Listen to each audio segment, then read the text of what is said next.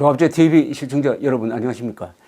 10월의 마지막 날 2018년 10월 31일 오후 4시 반입니다. 요사이도 이 신문기사를 읽어보면 정치부 기자들이 자유한국당 의원들을 분류하면서 친박, 비박이란 말을 아직도 쓰고 있습니다. 박근혜 대통령이 지금 탄핵돼 가지고 감옥에 가 있는데도 친박, 비박이라는 기준으로 기사를 쓰기 시작하면은 누가 자유한국당을 지지하겠습니까? 과거를 기준으로 친박, 비박하고 있는데 그 말조차도 짜증나는 말 아닙니까? 친박 의원들은 박근혜 당시 대통령을 사고 돌면서 당을 분열시키고 2016년 4월 총선 공천 과정에서 국민들을 한 달 동안 짜증스럽게 만들었다가 참패해가지고 결국 탄핵으로 가는 길을 문을 열었습니다. 이 비박 의원의 상당수는 박근혜 전 당시 대통령에 대한 감정, 친박 의원들에 대한 감정을 사감을 이기지 못하고 자신들이 만들어낸 우파 대통령을 탄핵하는데 좌파와 손을 잡아가지고 오늘날의 이런 상황을 만들었습니다. 누가 누구를 탓할 수가 있습니까? 그 참담한 기억이 새롭고 친박 비박 의원들은 한 가지 말은 공통점이 있어요. 우리 모두가 죄인이라고 합니다. 역사의 죄인이다. 정치인이 국민 앞에서 역사의 죄인이다. 그것도 한 사람이 죄인이 아니라 우리 모두가 죄인이라고 하면은 뭐가 잘못했는지를 기록을 해가지고 국민들한테 보고를 하고 이렇게 우리가 잘못했으니까 앞으로 이렇게 바로 잡겠다고 하면서 지지를 호소해야 되는 것 아닙니까? 인간의 예의죠.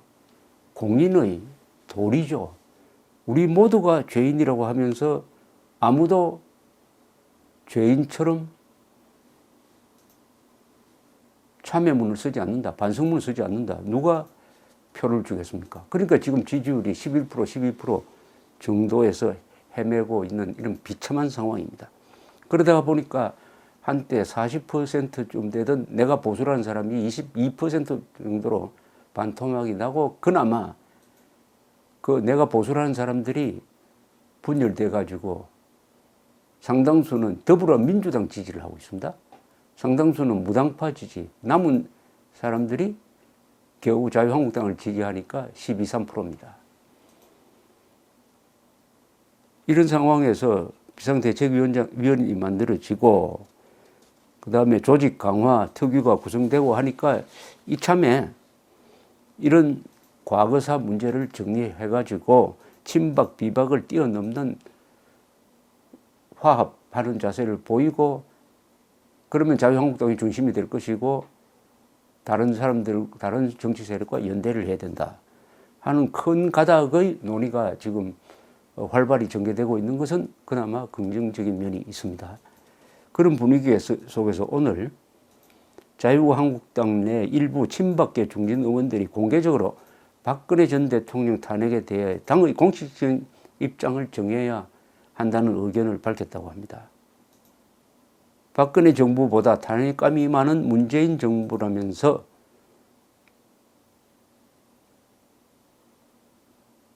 박근혜 대통령을 저주하며 당을 나간 사람들이 한마디 반성도 없이 돌아왔다며 비박회를 비판했다고 합니다. 제 생각에는 친박이 비박을 비판하고 비박이 친박을 비판하는 이런 식의 싸움으로는 이 문제가 해결도 되지 않고 국민들을 더 짜증스럽게 할 것입니다. 친박, 비박은 다 역사의 죄인이라고 하니까 서로 총질하지 말고 국민을 향해서 이렇게 싸우지 말고 국민을 향해서 같이 사죄하고 보고서를 내고 정리를 해야 합니다. 국민을 바라보고 해야지 서로를 바라보고 싸우면은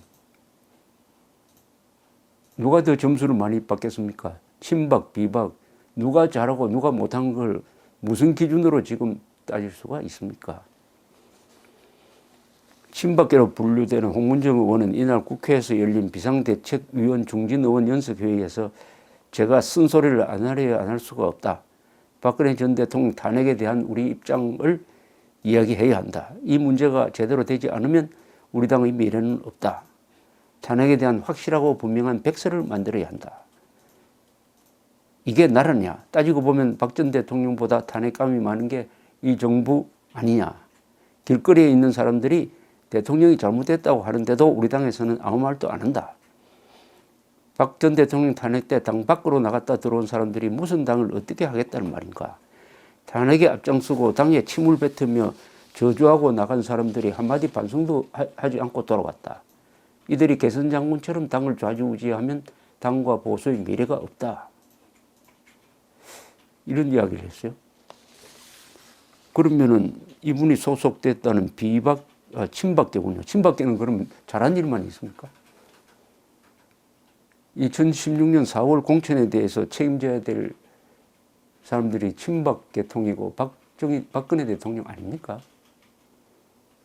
이런 식으로는 안 된다 이거죠. 이런 식으로의 문제 정리는 안 되고, 다만 이런 화두를 던진 점에서는 뭐 평가할 면이 있습니다. 또 문재인 대통령이 더 탄핵감이 많다, 탄핵 사유가 많다 하는 점도 공감하는 사람들이 많을 겁니다. 박근혜 전 대통령 탄핵 억울하다 하는 사람들이 많은 것도 사실입니다. 그러나 친박이 비박을 몰아세우고 거기에 대한 반격으로서 비박이 친박을 몰아세우는 이런 형식으로는 안 된다 이거죠. 안 된다. 그래서 모처럼 김병준 비상대책위원장이 객관적 위치에 있는 사람이고, 전원책 이 조직 강화 위원도 객관적 입장에 있으니까 문을 걸어 잠그고 자유한국당 국회의원들이 일주일 동안 밖으로 나오지 말고 난상 토론하고 뭐 격투를 하든지 뭘 하든지 해가지고 합의된 입장문을 발표를 해야 된다는 게 저의 일관된 생각입니다. 그리고 그 주제를 박근혜 전 대통령 탄핵이라는 데 맞추지 말고, 이명박 대통령도 지금 감옥에 있으니까 이명박 박근혜 시대 9년을 역사적으로 평가를 하고, 잘못한 것은 잘못했다, 잘한 것은 잘했다라고 하고, 그 다음에 무엇보다도 탄핵에 대해서는 첫째, 친박은 당을 분열시킨 문제에 대해서 사과하고, 탄핵파는 이념적 배신을 한 데 대해서 사과하고, 그리고 박근혜 전 대통령이 억울하게 구속재판을 받고 있는 중에 출당시킨 점에 대해서 사과를 하고, 그 시대가 이명박 박근혜 시대를 단절시킬 수 없음을 분명히 하고, 그 다음에 그 바탕에서 앞으로 뭘 해가지고 역사의 죄를 용서받을 것이냐를 다짐을 해야 된다는 게 저의 생각입니다. 그러니까 역사를, 지난 9년 동안의 집권 역사를 평가를 해가지고 국민들 앞에 공정하게 보도를 하면서 반드시 이 죄값을 청산하겠다. 뭘로 청산하겠느냐? 그것은 위기에 빠진 대한민국을 지키고 자유민주 체제를 지키고 법치를 지키는, 그리하여 자유통일로 나아가서 북한 노동당 정권을 쓸어버리고 한반도 전체를 민주공화국으로 만드는 헌법 제1조의 명령을 수행하겠다. 그러기 위해서는 한반도의 특권 세력을 상대로 특권층 타파에 나서겠다. 한국에서 지금 계급적 독재판이 지금 벌어지려고 하고 있는데, 여기에 편성하고 있는 선동 언론, 정치, 검사, 판사, 귀족노조, 제왕적 국회, 그리고 책임 없이 요구만 하는 NGO, 이들을 상대로 비특권층, 보통의 한국 사람, 국민들의 행복을 위해서 싸우겠다. 이렇게 나가야 되는 거 아니겠습니까? 그런 논의를 하려면은 역사성을 가지고 해야 되는 것입니다. 지금 문재인 정권이 어떤 정권이고 이들이 가지고 있는 신념 체계가 무엇이며 어떤 전략을 가지고 북한 노동당 정권과 어떤 관계를 맺고 있으며 앞으로 이 나라를 어느 방향으로 끌고 가겠다는 데 대한 심층적인 고민도 있어야 합니다. 저걸 알아야 이길 수 있는 거 아닙니까? 나를 알고 저걸 알면은 백전백승이라고 손자병법에 쓰여져 있습니다. 따라서 그런 심도 있는 토론을 할 수 있느냐 없느냐가 이 정당의 기대를 할 수 있느냐 없느냐로 귀결될 것이라고 합니다. 어제 대법원이 일제시대 징용자 손해배상 청구권을 인정하는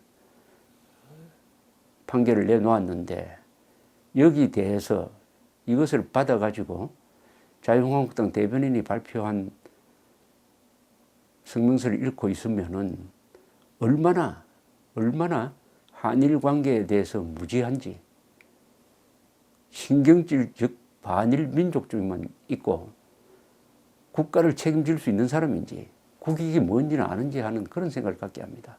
천박한 그런 인식밖에 느껴지지 않습니다. 심도 있는 토론이 있어야 됩니다. 역사성이 있어야 됩니다. 이명박 박근혜 시대 9년을 책임졌던 정당입니다. 이 정당이 수권 정당이었다는 이야기죠. 그리고 당명이 자유한국당입니다. 참 잘 지은 이름입니다. 자유한국당. 그 앞에 새누리당보다는 훨씬 더 잘 지었습니다. 새누리당으로 당명을, 한나라당에서 당명을 바꾸면서 경제민주화 강령을 받아들이고 당의 색을 빨간색으로 바꾸어서 정체성이 희미해졌다 하는 내용의 입장문을 조직 강화 특위 위원들이 발표를 한 모양인데 여기에 대해서 홍문종 의원은 경제민주화가 어떻다는 것이고 빨간색은 어떻다는 거냐, 그때 그러지 않고 이길 수 있었느냐, 왜 말을 함부로 하느냐, 뭐 이렇게 시비를 거는데 이 말은 맞는 지적 아니겠습니까? 경제민주화 빨간색으로 상징화를 하면은 그게 좌파 정당이지 보수 정당이라고 볼 수가 있습니까?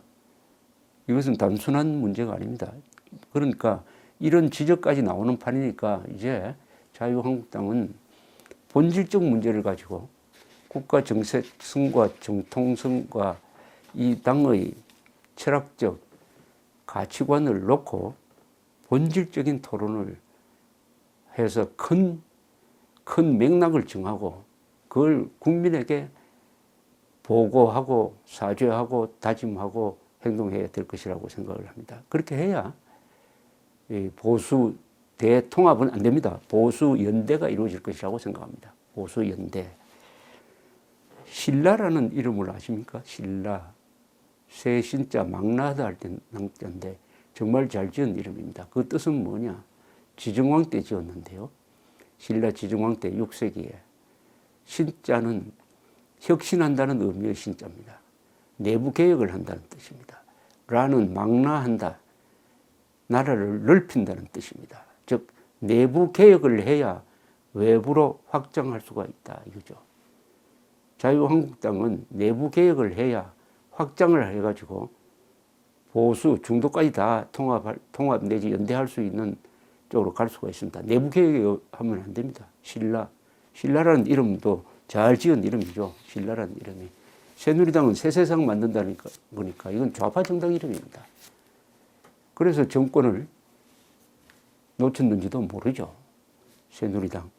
따라서 자유한국당이란 당명 바꿀 생각하지 말고 자유한국당이란 당명에 합치되는 가치관과 신념 그리고 그런 신념과 이념에 기초한 전략을 바로 세우고 그 전략에 기초해가지고 조직을 강화하고 유연한 전술을 펴는 그런 쪽으로 나아가는 데 있어서 가장 필요한 것은 모든 것을 벗어 던지고 심각하고 진지한 치열한 토론을 하는 것입니다. 이 민주정당이어야 하지 않습니까? 토론이 없는 정당이 어떻게 새로운 생명력을 얻을 수 있겠습니까? 감사합니다.